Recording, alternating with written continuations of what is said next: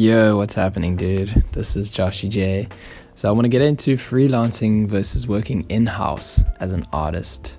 So I've done both, and I would just like to try and alleviate some of the parts that are positive and that are negative for people that are trying to get advice on this, on just going solo and working freelance, or going in-house and working at an actual studio. I think both of them are very important to do, even if it's intermittently. Like, I get contracts intermittently, and I sometimes have to work in-house for like the last game I worked on. I worked in-house periodically for 3-month periods. And I had to be in there in the studio, and I learned a lot just from being in there. And at the same very time, I worked a lot in my own studio at home, and I learned a lot as well. So I would just, it would be cool I would dig to kind of share that with you guys, and maybe you can get something from it. Maybe it'll spark some of your own ideas. I think both of them are really important to do.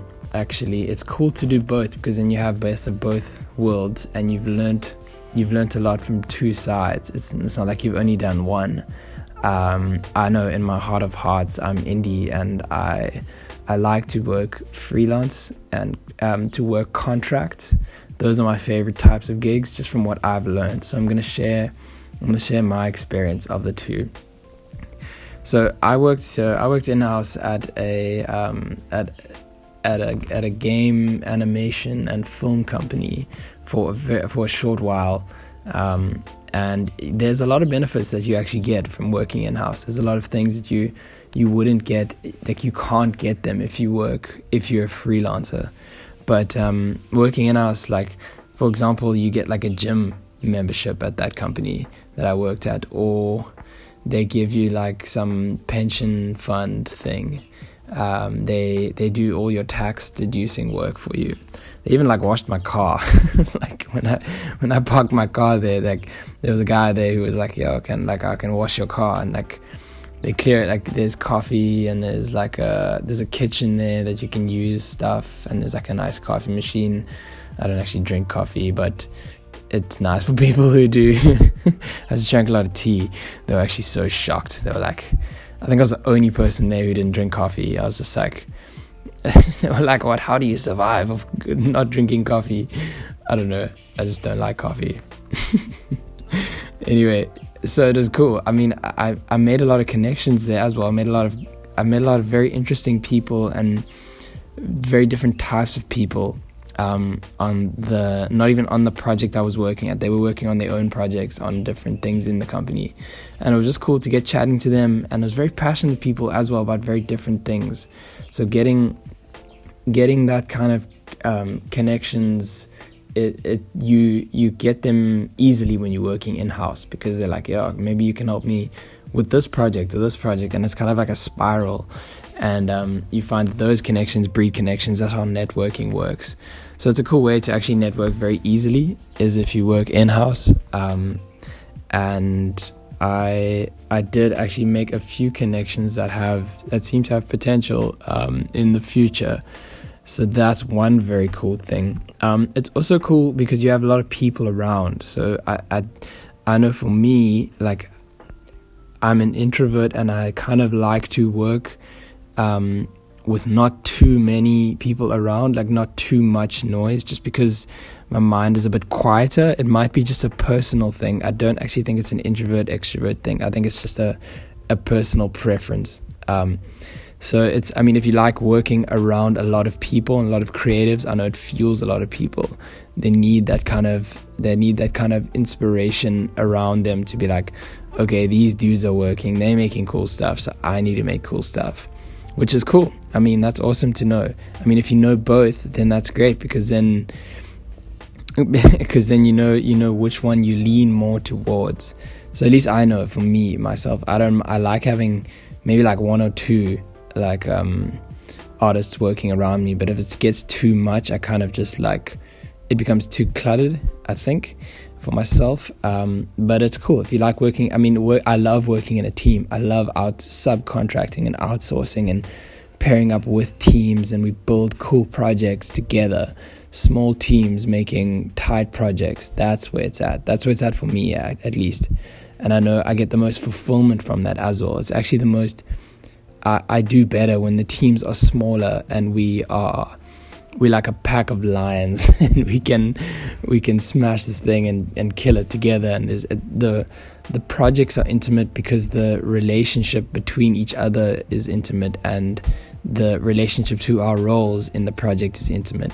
And I get a lot of I get a lot of fulfillment from doing that, because I know this is my role in the team that I'm working with. This is the part that I'm going to do well in, and I'm going to do it for me, but I'm also going to do it for my team as well, no matter if I'm freelancing or working in-house. So another cool part of working in in-house, another interesting part is like you get set hours that you kind of more or less have to be there for. So if you need structure in your life, and maybe periodically you need structure, maybe not always. Like I knew, and I would never work in-house forever, but I think it was probably a cool thing to do when I did. I know my first year out of school, I interned for a while. And the set hours were, you kind of get used to them. You get used to like, those are the hours that you operate in. And I kind of actually took those same hours into my freelance day. Even though I manage my own time, those are the hours that I know are that's when I'm working, and because that's when the other companies are working as well. The teams that you're working with, or that are contracting to you, that's when they're working with. So it's cool you learn those type of hours. Like I'm gonna work from X till Z, and those are the hours that that's where I'll be in the studio creating. So you learn how routines are formed. Also, you get a standard salary at a company. Obviously, they pay you per month. So it's not like with freelancing, where it's a bit more out there, and you're not entirely sure if next month is going to be sorted. So yeah, you get a set salary, and you kind of move up in the ranks very systematically until your salary grows systematically as well. It's a bit more, it's more grounded. Maybe not grounded is probably not the right word, but it's a different way of making a living as an artist, I think. And it's easy to get advice in the company as well from your coworkers. So if you need advice from something, there's probably a dude sitting like 2 meters from you that you can walk to and ask him straight up. So it's cool, because when you're around these types of people, they're not far away. It's like you can just go straight there. Conversely, on the freelance side of things, you kind of have to Google the advice that you want. I remember actually, on a side story, I was in second year, and my lecturer would not give me I had to ask her technical questions about like animation software and like stuff like that. And every single thing that I asked her, she was like, no, go Google it. And I was like, at the time, I was so annoyed, because I was just like, you are literally right here, like in real life. And like, you can literally just tell me right now within 2 seconds, like you can literally just give me the answer. And she was like, no, go Google it. So in the moment I didn't like it. I was like so hacked, and I think most of our class was. But when we moved into the third year, it was probably the best thing, because towards the end of that year, I kind of just like, I realized that she had kind of taught me to figure things out for myself, and to be able to go through the internet and figure out these answers for myself, and get through all the bullshit articles that didn't really like help you at all the videos that didn't really cover anything.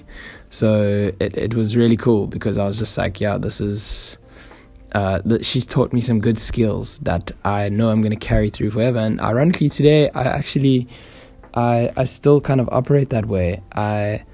When I go through Google, I can kind of tell which are the articles that are not beneficial for me as an artist, and which are the videos that are like just ranting and don't really talk about anything, or don't give you any like practical hardcore advice that you can like take into your artistic evolution, and you can dissect through those. I've learned to dissect through them, and it's very cool. It's a very cool thing that I've learned, and I learned that being a freelancer. I did learn it in second year, but you learn it. You start to evolve a lot more independently as an artist, as a freelancer. So that's another thing. You become very independently decisive as a freelancer, because you have to make decisions for yourself, for your own routine. You have to make decisions on when you go to work, when you close the door, when you exercise, when you take lunch, how much you're gonna budget for, how much you're gonna charge these guys for the work, like where you're gonna get your jobs if you don't have them coming in regularly. What are the sites you're gonna find in? How are you gonna market yourself? Are you gonna subcontract? So these are all the things you kind of have to you take on for yourself being a freelancer, and it sounds kind of intimidating, but at the same time it's very it builds you into at least for myself, I found it built me into such a solid, like, human, if I can kind of articulate it that way. It's like it made me more independently decisive, because I knew the decisions I was making, those are for me. This is my career. This is what I do with my life. This is my purpose. This is what fulfills me.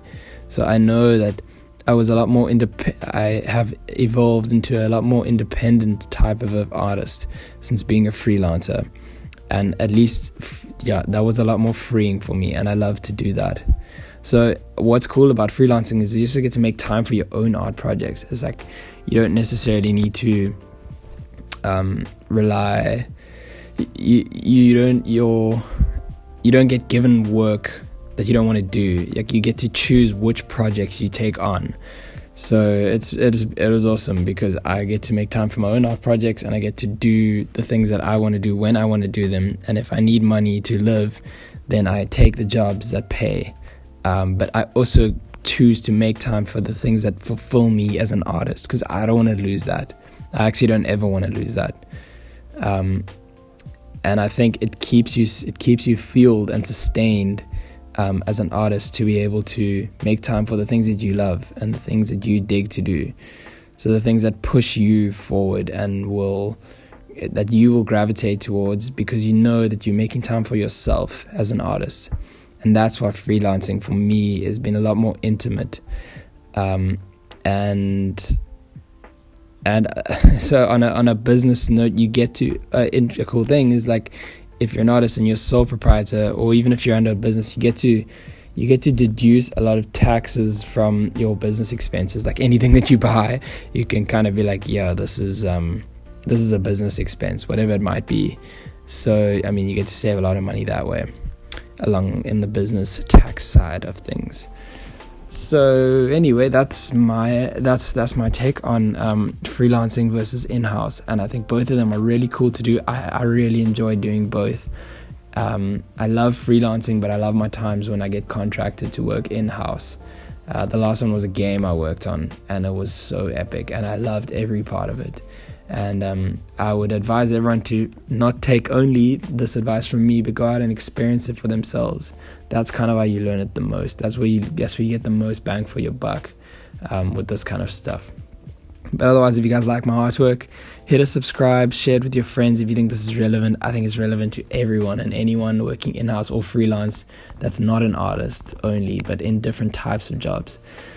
So if you guys like my artwork, you can check out my other media channels. Otherwise, I will check you guys in the next one. Cheers.